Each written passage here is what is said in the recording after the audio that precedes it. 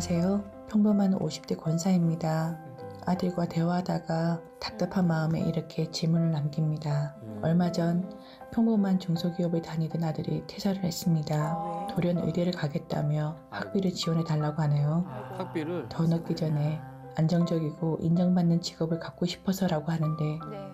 엄마로서 아들의 행복을 바라고 지원해주고 싶은 마음은 굴뚝 같지만 아들의 학비가 조금 부담스럽습니다. 그렇죠. 노크토크 식구들 다 큰 자식 뒷바라지 언제까지 해야 하나요?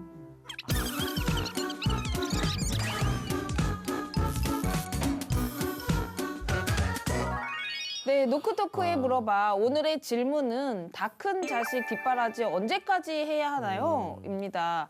우리 막내 레온 씨는 네. 부모님으로부터 경제적 독립을 언제 하셨어요? 제가 20살 때부터 독립을 했는데 오. 그 독립하게 된 계기가 대학교 근데 저는 이제 제 자랑일 수는 있는데 네. 저는 장학금을 받고 대학을 갔어요. 오. 장학금을 받고 대학을 갔고 네. 그 장학금이 국가 장학금이었어요. 와. 네. 잘하네. 네. 무슨 말씀인지 아시죠? 예. 네, 국가 장학금은 네. 대부분 받을 수 있어요.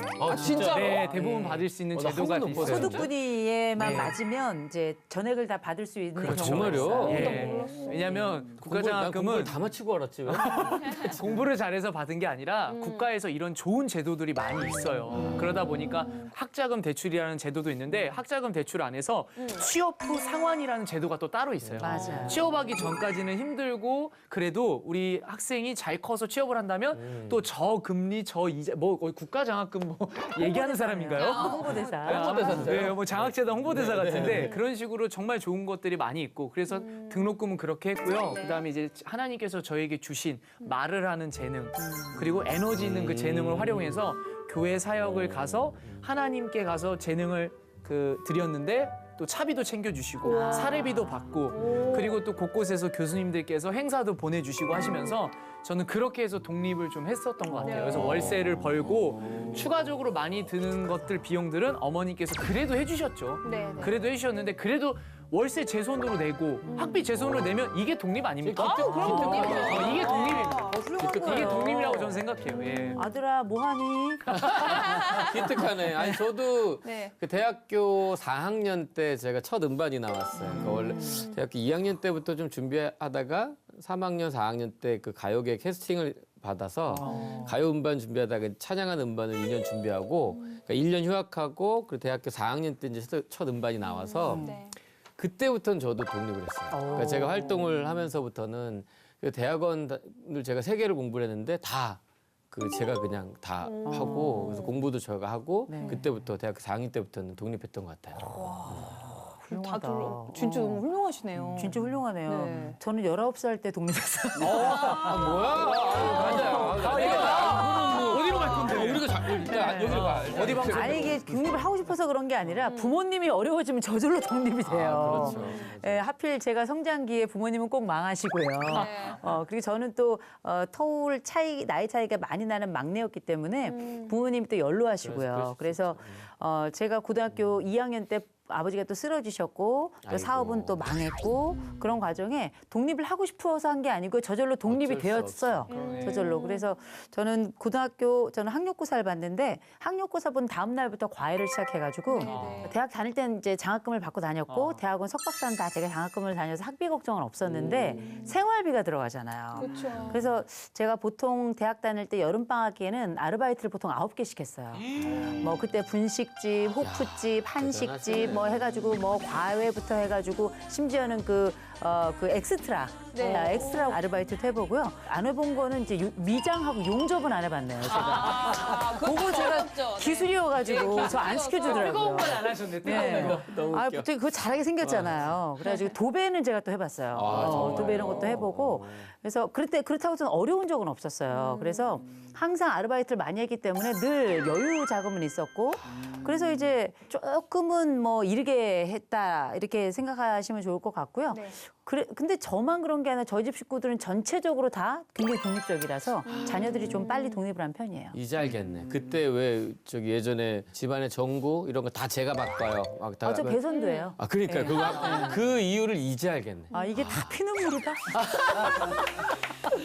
약간 그래서 피눈물 색깔로 네. 그냥 옷도 입으시고. 네, 성장을 많이 했죠. 네, 네, 뭐 저 같은 경우도 이제 자연스럽게 독립을 할 수밖에 없는 상황이 되어졌죠. 아버지가 제가 23살에 아버지가 돌아가셔서 네. 또 목회자였던 아버지가 돌아가시니까 뭐 전혀 경제적인 능력이 없고 그러다 보니까 사실은 뭐 자립이라기보다는 어머니, 저 동생이 이렇게 같이 살게 됐고 또 동생이 마침 이제 취직을 하게 됐어요. 그래서 취직을 하게 되고 저도 한 1, 2년 후에는 이제 제가 교회 사역을 하면서 뭐 큰 돈은 아니지만 파트타임 사역에서 사실은 그 받는 그 생활비로 어머니하고 살았으니까 동생은 또 동생이 벌어왔으니까 그렇게 살았는데 사실 그때는 그게 그렇게 힘들다고 생각을 또 안 했어요. 왜냐면 그렇게라도 살 수 있는 게 너무 감사했고 또 그때 이제 저도 우리 교수님처럼 뭐 대학원을 신대원도 하고 이제 석사 박사 계속 하게 됐는데 진짜 하나님의 은혜로 저도 공부하는 동안은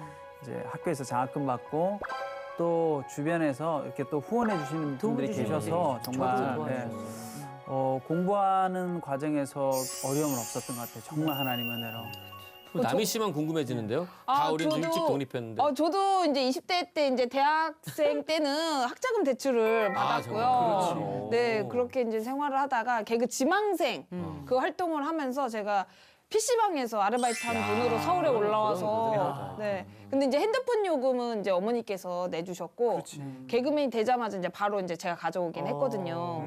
그래서 뭐 그때 제가 그러면은 20대 초반부터 이제 제가 그러네, 진짜. 스스로 했던 것 같아요. 지금 생각해 보면 모든 게 다 보람된 추억이었던 것 같습니다.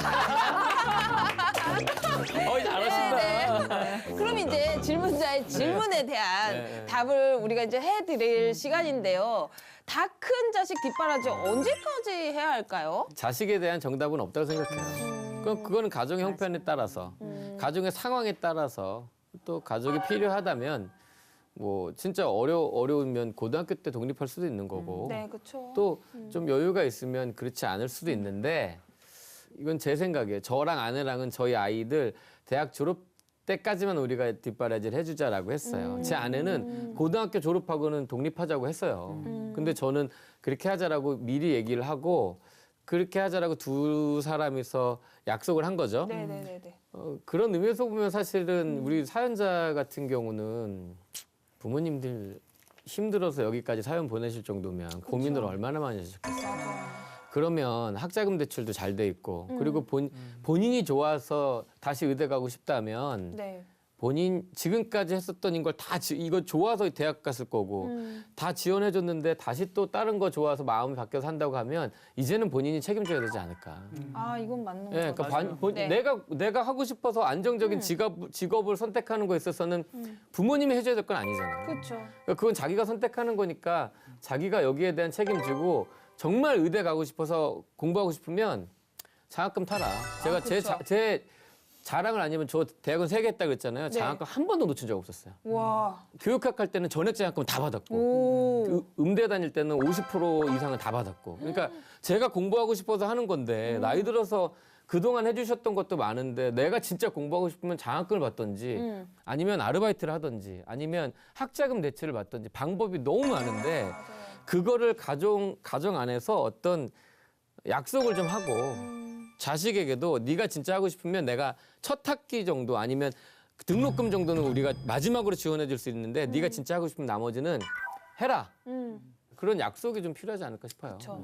맞아요. 그러니까 저는 될 때까지 지원해줘야 된다고 생각을 해요. 그러나 중요한 게 뭐냐면은 네. 이게 전사님 말씀처럼 그냥 진짜 될 때까지 지원해주는 게 아니에요. 우리 하나님을 생각해보면 그러잖아요. 하나님 우리를 사랑해주시고 아낌없이 해주시잖아요. 그런 거와 똑같은 것 같아요.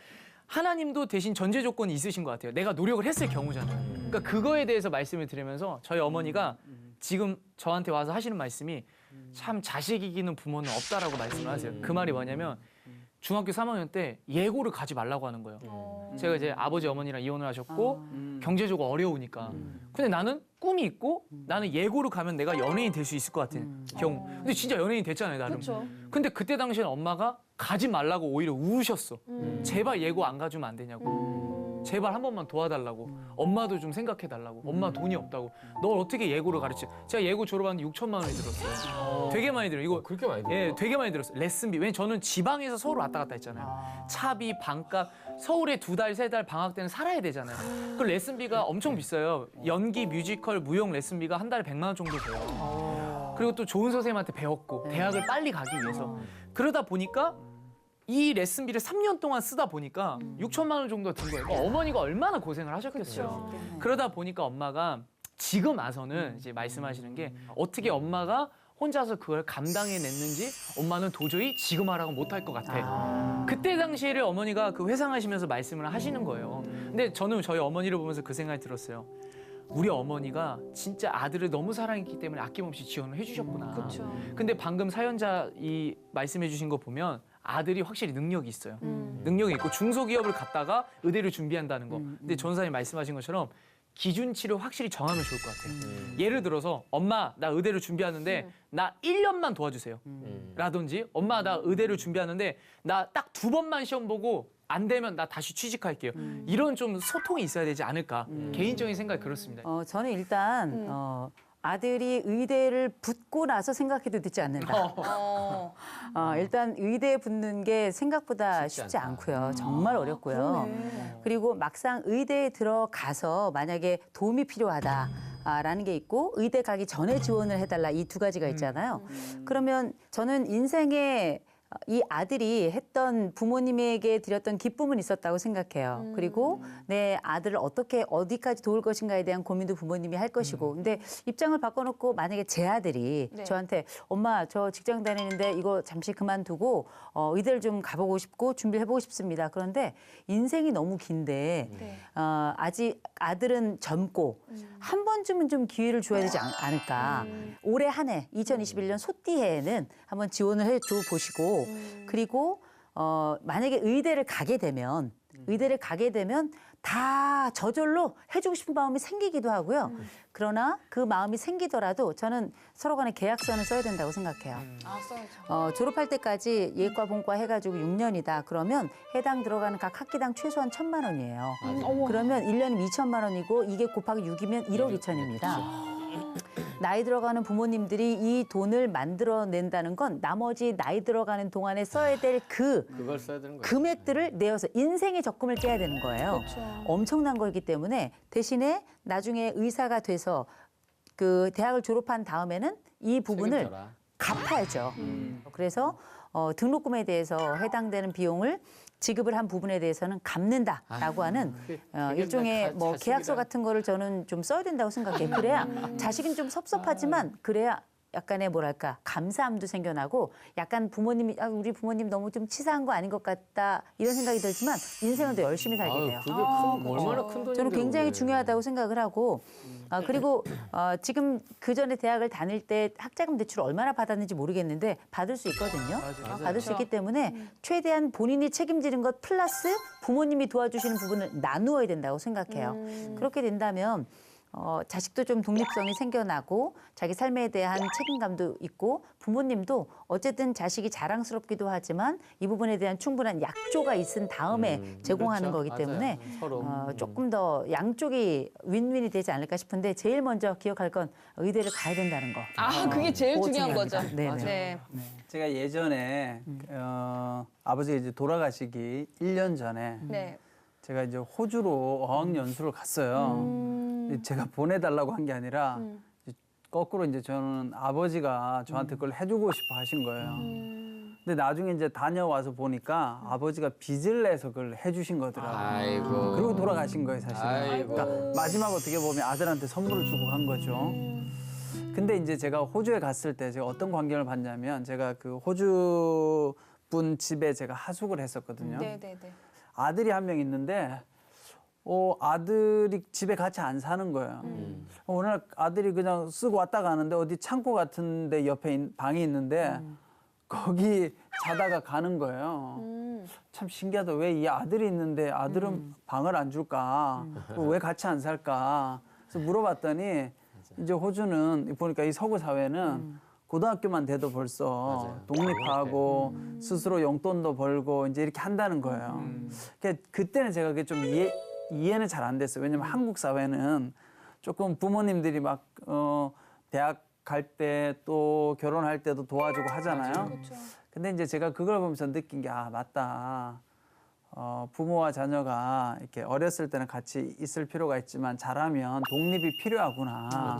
부모로부터 경제적으로도 독립해야 또 마음으로도 독립이 되고 또 신앙적으로도 독립이 되는데 우리나라 같은 경우는 너무 많은 경우 어떻게 보면 지금 독립이 안 돼서 심리적으로도 붙어 있고 경제적으로도 붙어 있고 요즘 뭐 이분도 사연을 주셨다라는 것 자체가 지금 고민인 거잖아요. 맞아요. 아마 힘들다. 경제적으로 여유가 있으셨으면 이런 사연을 안 보내셨을 것 같아요. 맞아요. 근데 뭔가 굉장히 힘든 거죠. 또 노년을 준비해야 되는데 그 노년을 준비해야 될 아마 제가 볼 때 대부분의 비용이 학자금으로 들어갈 가능성이 높다고 맞아요. 봐요. 그래서 한번 고민이 되신 것 같아요. 근데 저는 성경에 보면 이 성경적인 원리를 보면 결국은 부모로부터 잘 떠나는 그래서 자기 힘으로 좀 할 수 있는 부분이 필요하지 않을까. 그래서 제가 말씀을 잠깐 하나 읽어드리면 창세기 12장 1절 말씀에 보면 네. 여호와께서 아브라함에게 이르시되 너는 너희 고향과 친척과 아버지의 집을 떠나 내가 내게 보여줄 땅으로 가라. 이 말씀 너무나 잘 아는 말씀이고 물론 여기에 아브라함은 75세 때 떠났지만 네. 이제 여기서 중요한 건 뭐냐면 익숙한 부모님으로부터 떠난 것이거든요. 그러니까 부모로부터 떠났기 때문에 영적으로도 독립이 된 것이고 또 경제적으로도 독립이 되고 그런 의미에서 우리의 삶 가운데서 어느 정도 시기가 되면 자녀들이 떠날 수 있도록 만들어주는 것이 필요하지 않을까. 이제 그 방법론은 제가 볼 때 우리 교수님 또 전도사님 레온 형제가 잘 말씀해 주신 것 같아요. 저는 그것들을 좀 잘 가지고 우리 아들하고 그런 경계선을 짓고 얼만큼 어떻게 지원할지를 조금 구분하는 것이 필요하다고 생각합니다. 네, 우리 질문자 분께서도 여기 계신 우리 네 분의 조언 꼭 참고하셔서 자녀분과 적당한 합의점을 잘 찾으시길 기도하도록 하겠습니다. 누군가 내 이야기를 들어주길 원한다면 주저 말고 노크해주세요. 때로는 솔로몬처럼 때로는 다비다처럼 때로는 바나바처럼 때로는 다윗처럼. 여러분의 모든 고민을 주님의 마음으로 들어드리겠습니다. 사랑과 위로가 함께하는 이곳은 노크 토크.